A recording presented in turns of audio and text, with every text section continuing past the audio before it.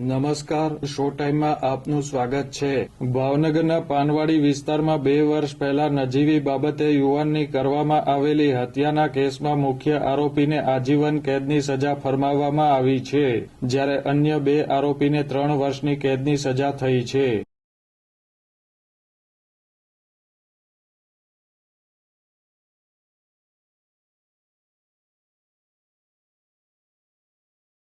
ભાવનગરના પાનવાડી વિસ્તારમાં 2 વર્ષ પહેલા સામે જોવા બાબતે યુવાન ઉપર 6 શખ્સોએ છરી, ધોકા સહિતના હથિયારો વડે હુમલો કરતા સુરતભાઈ નામના યુવાનનું મોત થયું હતું।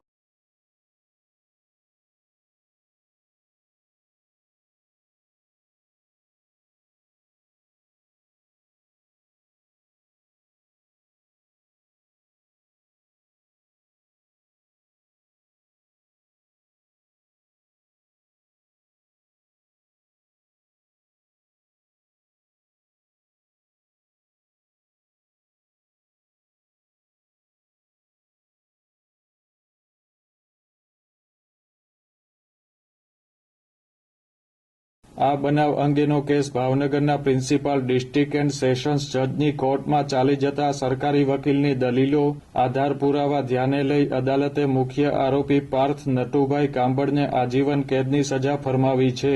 આ કેસના અન્ય 2 આરોપીઓ નિકુંજ નટુભાઈ કાંબળ અને અજય પ્રેમજીભાઈ પરમારને 3 વર્ષની કેદની સજા ફરમાવી છે।